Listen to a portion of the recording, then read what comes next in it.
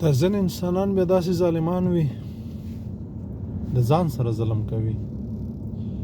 دا څومره تور کارونه چې دي چې په تور لیست کې دي هغه ټولې د ځان سره دي. زه خو ځینې لوی تېروتنې داسې دي چې د بل چا ژوند هم په خطر کې واچي او هم یې تاوان سره مخ کا.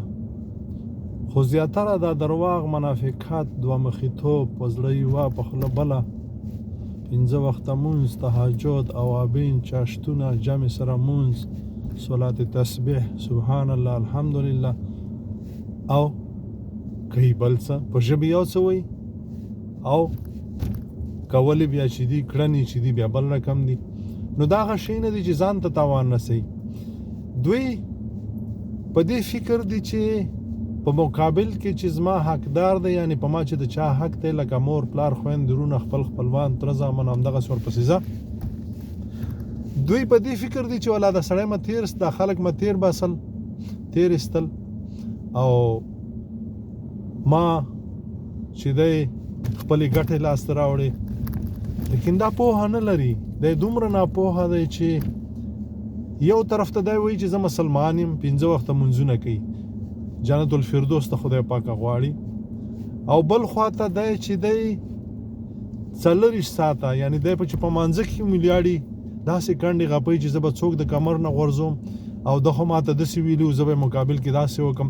یعنی ما سره په خپله داسې شوي دي، داسې دینداري خلک چې زه اوس هم ورته ډېره عقیده لرم او ډېر په دې اند یم چې ډېر دینداره دي، لیکن تل په دې فکر دي چې زه د تیر باسم، او تل په دې فکر دي چې د خو یو تلیفون نه دی کړی زه ورته کال تلیفون نه کوم، تل په دې فکر دي چې د خو زما پوښتنه نه ده کړې زه به د یو کال پوښتنه نه کوم. او دوی څنګه؟ دوی ښه مسلمانان. نو زما د خبرې مقصد دی چې راځئ چې په رښتیا وشو، راځئ چې صحیح دین زده کړو، راځئ چې هغه څه چې قرآن او حدیث دی، هغه څه چې د الله رب العزت منګ او تاسو ته امر دی، په هغې باندې وچلیږو، کار جوړیږي. او نه که زه ډېر خواشینه کېږم په دې باندې. یو اوسئ، یو بل ته لاس ورکئ، یو د بل نه قربان شئ، یو د بل حق ومنئ، ستاسو حقونه په خپله بیا پوره کېږي. تاسې باور وکئ چې زه خو په دې اند یم چې انسانان پرېږده چې ژوي، حیوانات چې د هغې حق پوره کوي او هغې سره مینه کوي، هغه د تا نه قربانېږي، هغه تا سره په څنګ کې ولاړ وي. نو انسانان خو پرېږده.